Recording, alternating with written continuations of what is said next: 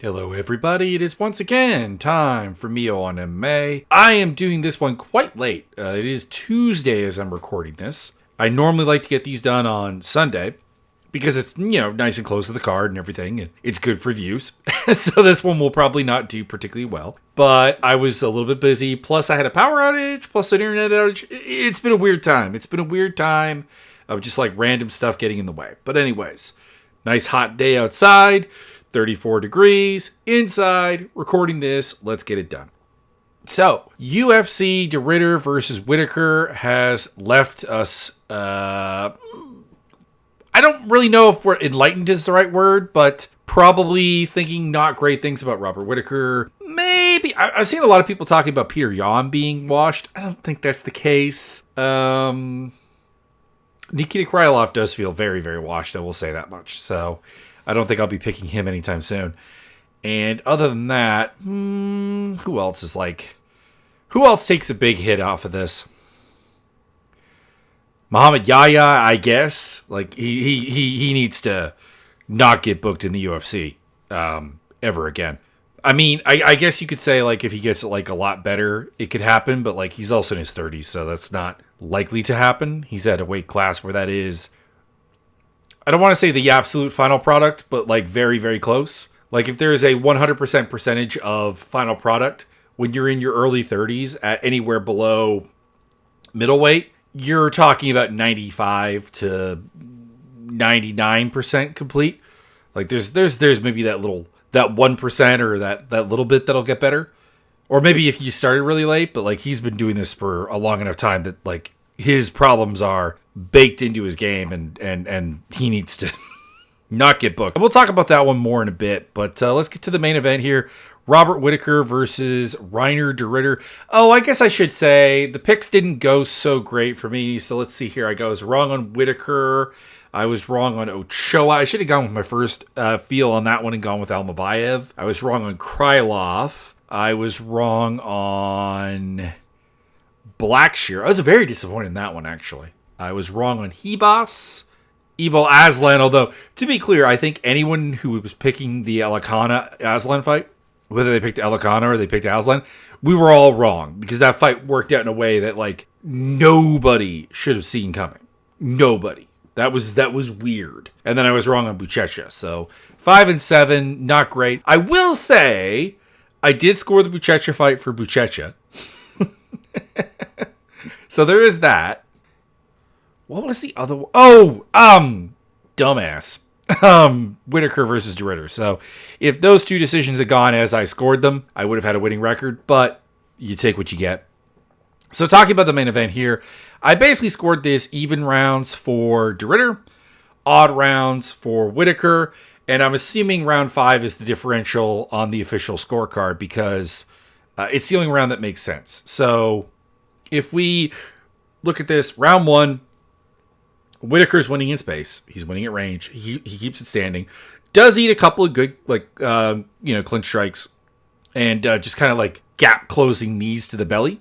So, De Ridder does some things, but like you could see De Ridder's striking form is, it's pretty bad for a 34-year-old fighter who is in the prime of his career. There is actually a still image online of him landing a strike that has his wrist so bent that it's like, did this hurt De Ridder more than the guy he's hitting?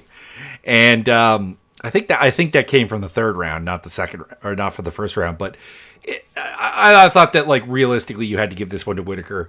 He landed the same number of strikes per UFC stats, more significant strikes, and stopped 3 takedowns. Okay, easy enough. We moved to round 2. Round 2 is the only one. Round 2 and round 3 are the runs where Ridder has grappling success. He takes Whittaker down. He has 2 minutes of top control, lands some good ground and pound, works from some submissions, largely just renders Whittaker really unimpressive. Like Whittaker went 9 for 27 on strikes in the round, despite the fact that there was a fair amount of stand-up. But it was one of the 2 rounds where De Ridder actually got some takedowns, got to work from top position, got to do his game. Round 3, Whittaker drops De Ridder, De Ridder survives that. De Ridder ends up on top during the round. Actually has more top control in this round than he does in round 3. But he got dropped. So we can't really give that round to De Ridder. So Whittaker up 29-28 at that point. If it was a 3-round fight, he would have won. And then his cardio was already like pretty much gone by the end of like round 3. But like in round 4, round 5, the cardio is really gone. Part of that is, I think, Whittaker is getting older. Part of that is bad cardio. And part of that is the fact that De Ridder was punishing this man's body with knees and like beautiful. I really appreciate good body work. So round 4 comes around. And De Ridder doesn't get a takedown. Doesn't have any control. Has some control time in the clinch. But just in general, outworks him. 37-8 on the official strike count. 14-6 in significant strikes. Whittaker probably landed the biggest shots of the round. Because again, De Ridder's form is quite bad. But it's not enough to make up for the fact that he was outlanded 2-1 in significant strikes. And about 4-1 overall. He was outworked. He was done. And then we get to round 5. Whittaker has a bit of a comeback round. Does a little bit more on the feet. About double what he does in round 4. He gets outlanded badly, 73-11. But a lot of that is just like very, very, very empty strikes in the clinch. You know how we often will say in MMA, just reach out and touch him? This is like the most reach out and touch him striking of all time. Like there's nothing on it. And that's why I gave it to Whittaker. Now, do I think this is a robbery? Do I think De Ridder got a really unfair judge's decision here? No, not at all. Not at all. He worked and did more than Whittaker in the 5th round. I just think that Whittaker's striking meant more. It was clean. It had something on it. I don't think De Ridder's did. I think he was just as gassed as Whittaker. And the fact that his form as a striker is so much worse means that it just didn't do anything. But I understand it. He controlled the clinch for a good chunk of it. He landed more. He was busier. This is understandable, and this leads to a possible decision win. So, of the 2 cards I didn't agree with, I'm more okay with this one. I'm actually going to be more mad about the Buchecha one. That being said, I also think Buchecha fought quite poorly. So what does this mean going forward? Well, for De Ridder, he's exceeding expectations. Again, I thought Bo Nickel would beat him. I am 99% certain I did pick him to beat Kevin Holland and GM3. I'm wondering if maybe I picked GM3 because GM3 had better striking. And like it did show up actually. Like that was like the least impressive win of the bunch. But I want to say I probably picked De Ridder because I thought at some point the fight would go to the ground. Can't remember though. Can't remember off the top of my head and haven't gone back and listened to that episode. So he's overexceeded my expectations significantly. He's still got some like massive gaps in his game. Like his range striking is bad. It's made up for by the fact that he is really tall, like 6'4". I believe that is if not the tallest middleweight in the UFC, not in history. Kendall Grove was around at 6'6", but if not the tallest, then like very near to. There might be a 6'5" guy somewhere in the UFC that I'm just not remembering off the top of my head. Maybe hang on, how tall is Zach Reese? Because I know Zach Reese is really big.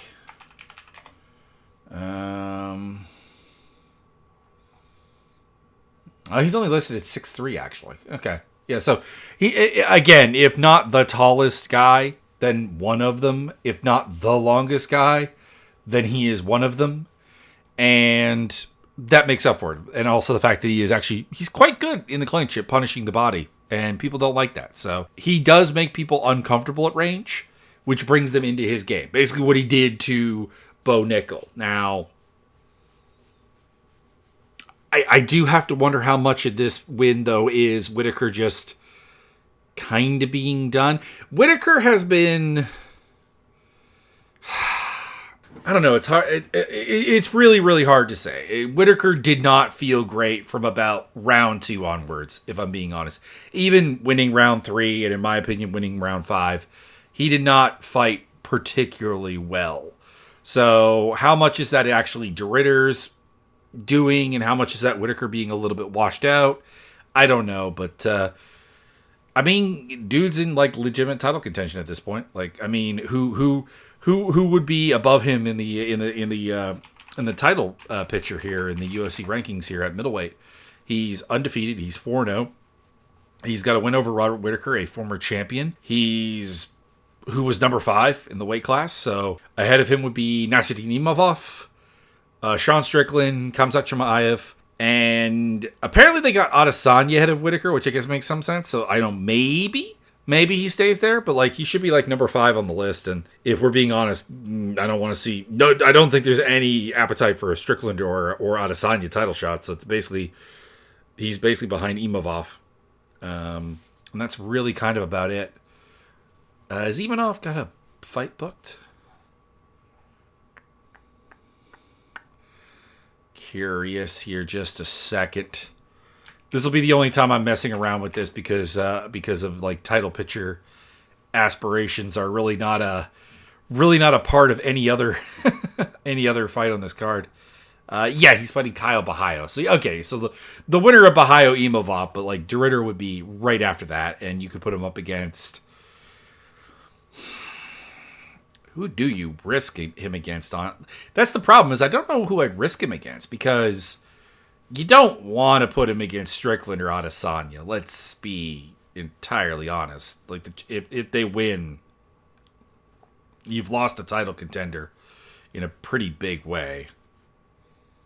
If he's willing to sit around, he could sit around, but like, it's hard to see him sitting around long enough for that to shake out. But anyways, we dropped down to the co-main event, Petr Yan versus Marcus McGee.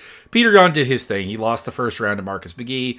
McGee had some okay solutions for him.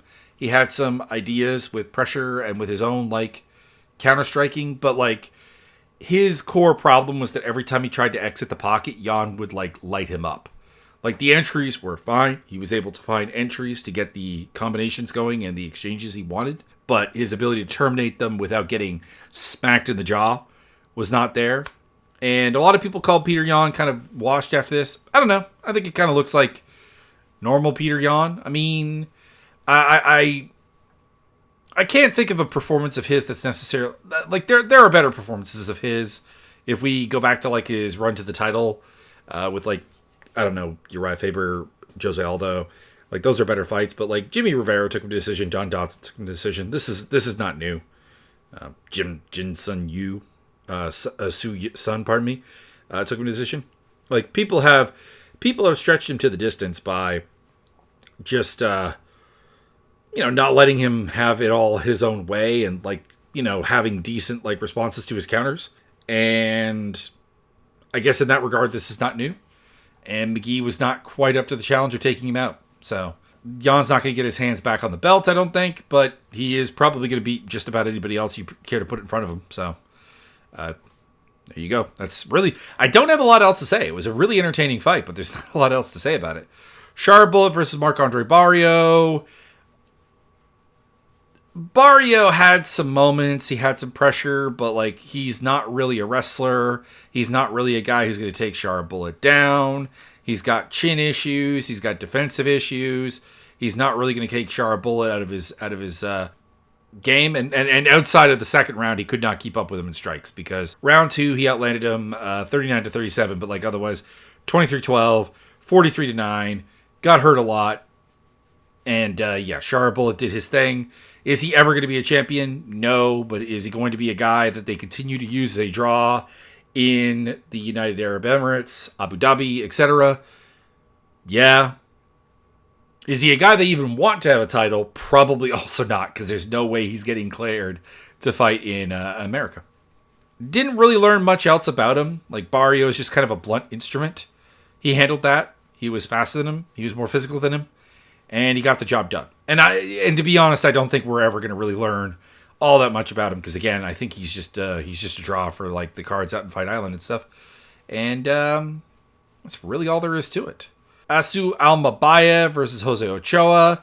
This was a pretty good performance by Almabayev. He does have some problems, basically in the sense that he is He's quite small for the weight class. So he goes out there, he gets 7 takedowns, and they tally 9 minutes and 26 seconds of top control. Like, that's a problem. And it's not like it's a technical issue. It was just like Ochoa going, well, if I scramble really, really hard, you don't actually have the physicality to keep me down.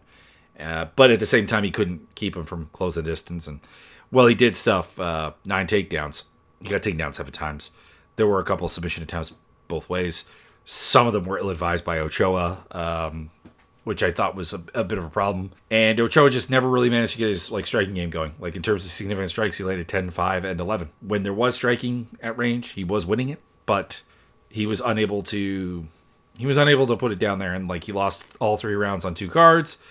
Picked up 1 round on Mark Collette's card. I'm going to guess that's a tough call. 2nd or 3rd round. 2nd and 3rd, he outlanded Almabayev in all 3 rounds.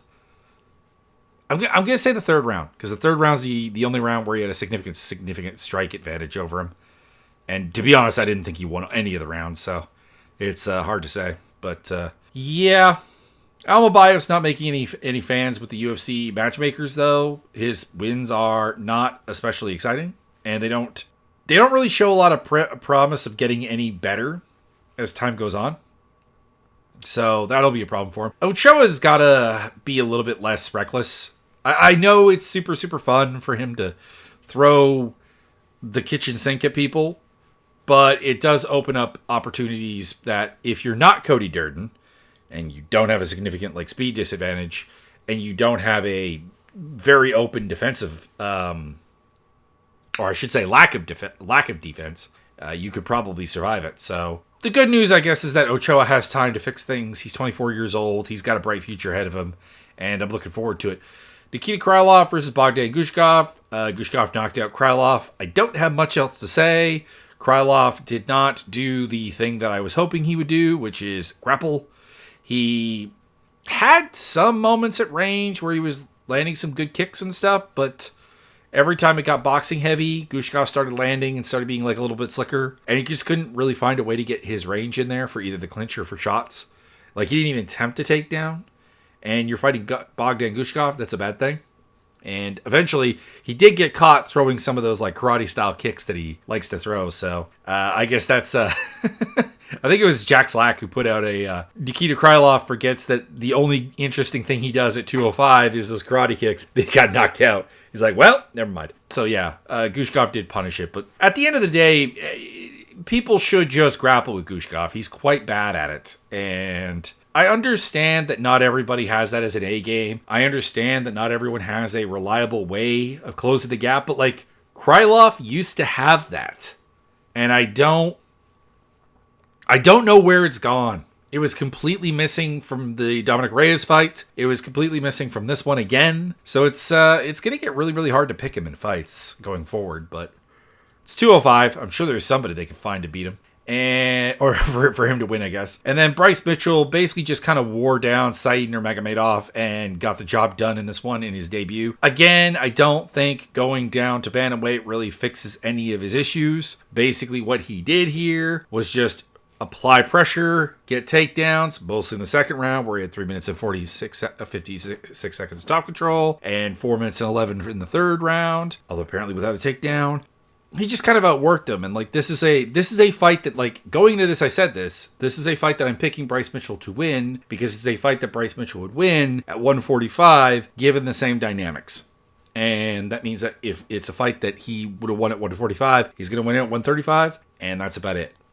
I don't think anything else clicks for him. I don't think he's overwhelmingly strong against 135ers particularly. And I don't think he has the stand up really when it comes down to it. He got dropped by a knee in the 1st round of this fight and actually lost that quite heavily. But Said Nurmagomedov just does not have the ability to keep up pace or Said also really has no way of saying no to grappling, which is a huge problem for him. So there you go. Anyways, Muslim Salikov won me a bunch of money by knocking Carlos Leal out. Thank you very much. King of Kung Fu. He wants to fight Wonderboy Thompson. Let it happen. Wonderboy Salikov. Make that happen. Take my money. Anyways, So Salikov got the W there. Big underdog win. He was plus 360, at least when I put the money on him. And yeah, I'll take that. I love it. Damon Blackshear versus Davey Grant. Blackshear did what he did, what I expected him to do in the first round. Came out, got a takedown. Worked Grant from top position. And, did his thing. And then it went to pot. Basically in rounds 2 and rounds 3. Now, part of that was Grant throwing less kicks for him to capitalize on and making it more of a boxing-centric game plan. Some kicks, but mostly boxing-centric game plan. His awkwardness, his good counters, his good jab. And he just kind of worked him on the feet. And Blackshear attempted 4 more takedowns. None of them were in any good position whatsoever. I don't know what happened. Apparently, he blew his load in round 1. In a round where he threw 7 strikes. It wasn't a high pace. I have no idea. He went for an arm bar, and apparently that blew it out for him. I don't understand this performance by Blackshear. I want to give Davey Grant the credit. I like Davey Grant. Go old man. I am team old man because I am an old man. But I was puzzled, and this was more just Blackshear just, I don't even want to say not getting it done, but just shutting down and not performing. Tabitha Ricci versus Amanda Hebosh. Some of the problems I expected to be there were there. Ricci was able to get to the clinch really, really easily, but wasn't able to get takedowns, wasn't able to get even close. Got hip tossed at one point by Hebosh. And at range was, I don't want to say getting worked because I don't think Hebosh works anybody because her form as a striker is just not good, and her ability to keep range is not good, and I probably should have rated that higher. Round 2, Ricci comes out, she gets her into the clinch, starts throwing up elbows, basically catches her right on the eyeball, basically. Hurts her really, really badly, works on it, goes after that eye again, eventually drops her, melts her, and arguably Tabitha Ricci has her biggest win in the UFC in this fight. Does she have a bigger one? Angela Hill or Jillian Robertson would be the other 2 candidates, I suppose. I would say it's more convincing when she beat Robertson because that kind of is more relevant to her game style. But yeah, Hebosh, she's 31 years old and there's just no firm technique to her game. It's a shame because she has all the physical talents to be an elite strawweight, honestly. Billy Alakana versus Ibo Aslan. Less said about that, the better. It was not good. I would say both men lost, and that was kind of the thing. What I said earlier, because if you actually are celebrating getting this fight right, you did not predict this. I guarantee it. No one predicted Ibo Aslan to be this gun shy. No one predicted Billy Alakana to be this controlled, I guess, in a nutshell, or this able to control, I guess. Honestly, not even that this wouldn't be his game plan, but just that he would actually be able to do this. I don't know what Aslan's doing. He went apparently to trade with Magomed Ankalaev, and he came out with this. Request your money back, I guess, because that was bad. That was not good, and he looked shocked when he lost, and I don't understand it. This was a incredibly low output fight. This was 15 3-5-minute rounds of pure stand up, and the busiest round was Elikana outlanding him 15-12.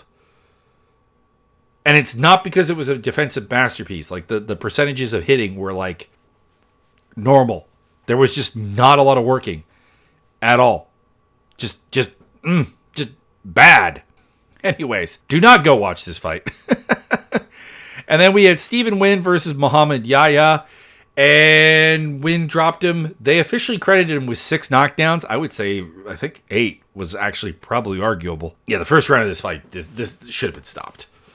People are criticizing Jason Herzog, the referee here. I don't necessarily put it on him, though I would not have blamed him at all for stopping the fight. There were so many knockdowns, like record-setting knockdowns. And no idea that there was anything going for Yahya that was going to turn the tide. He had some success on the feet, but he was just so open to getting cracked that it was. He didn't look like a UFC level fighter. He didn't look like a fighter who should be on Contender Series. That's how bad it was. Anyways, he's 0-3 in the UFC, and I honestly at this point hope that he gets cut. What does this do for Stephen Wynn? I don't know. Oh, I guess I should say the people who should have stopped this fight was the corner. Yaya's corner should have thrown in the towel. Like that, your fighter lost years of his life, and you're supposed to protect him from that. But I know that's not in any way unique to this fight. And then Buchecha versus Martin Buday. I do have to say, I said it in my picks that I hated this matchup because Martin Buday is a big dude and he's really hard to take down just because of his like physical dimensions. And Buchecha found that as a big problem. Now, I will also say Buchecha fought very badly. He did not in any way get what you would call any kind of positioning on Martin Buday for these takedowns. He was just shooting in space and basically face planting into the ground. I scored rounds 1 and 2 for him still, and then Buday got the third. Round 1 is the questionable one, I suppose. According to UFC stats, Buday did land more than Buchecha, but I thought Buchecha landed cleaner and had the only real big moment of the round with a reasonably nice flurry. I know he took this on short notice, but he also gassed out pretty hard and also got reversed on the ground by Buday. That's not good. Like again, I think he won this fight, but I do believe he lost in any way relevant to going forward because this was not good. This was not good. But again, really bad matchup for him. But again, also looked very bad. So Buchecha needs to get, and this occurred in 1, and it was also why I was very, very nervous about picking him here. Despite the fact that he was a massive favorite, and the fact that on paper he's a way better grappler than Buday, and Buday's best skill set is grappling. Theoretically, he's not much of a striker. Realistically, he's just really, really tough, and he'll generally get the better of any exchange. But yeah, he needs to work on some stuff, being able to get takedowns and also being able to finish. That's the surprise, is he had Buday's back for a large chunk of round number 2 and also round number 3, and was not able to do anything with it. Like, he got too high, got booked off, and so on. Like, he lost a round in the 3rd round where he did get Buday's back despite going over 4 on takedowns. But like that is not good. It's not good at all. So that was the card. And where are we next for the UFC? We are UFC Fight Night Tyra versus Park, which is a pretty garbage main event. I know Park is showing some quality efforts. Like, he's beaten Shannon Ross, he's beaten Carlos Hernandez. So like, he's got something, but third fight in a main event, that's weak. And I know. This was supposed to be Tyra versus Amir Albazi, which makes a lot more sense, but they did not get a great one here for replacing it. And then we have Chris Duncan versus Mateusz Rombeski. That's a perfectly fine fight, but like, it's not a co-main event. Ribovic versus Brenner, Carl Hossa versus Nora Cornole, Neil Magny versus Eliza Zaleski, Kevin Vallejos versus Danny Silva, Nick Klein versus Andre Puliev, Rinya Nakamura versus Nathan Fletcher. I'm hoping for a better fight from Rinya Nakamura because he has like real promise. But last time out against Muin Gafarov was really bad. So I am hoping he rebounds from that. Speaking of really bad last time out, Rodolfo Vieira, whose fight with Andre Petrosky was really quite bad. He's got Tresean Gore, who would be an easy win for him, but I don't know how confident I am on that anymore. Rafael Estevan versus Felipe Bunez. Estevan shouldn't be getting booked at flyweight. That's the only real critique I have of that. He missed weight badly against Charles Johnson. May wait against Jose Aguilar, but I don't know. It's not healthy what he's doing, so they just go up. Pierre Rodriguez versus Ketla Souza. That's okay. And John Yanez versus Austin Bashi. Hopefully Austin Bashi gets a chance to rebound after they foolishly gave him Christian Rodriguez in his debut, because Christian Rodriguez is the ultimate crusher of spirits and prospects. All right. Hope you enjoyed. I'll be back with the predictions for that card coming up. You probably got my feel that I'm not super excited for that card. And maybe that'll change as I Study the fighters. It does happen every so often where like a fight on first glance doesn't look very good, and then I dig in, I go and I really get my scouty head on, and it becomes better. So we'll see. Anyways, links down below. Check it out. Gonna have an episode of MechWarrior 5 Clans playthrough coming out over on YouTube on the gaming channel, and I'll also be live again Thursday night because I'll be live tonight, but of course you guys are probably listening to this on Wednesday, so I'll be live on Thursday night as well with at least at the moment is MechWarrior Online, but that could change. Anyways, have a good one. And I really need a good send-off. If you got one for me, let me know.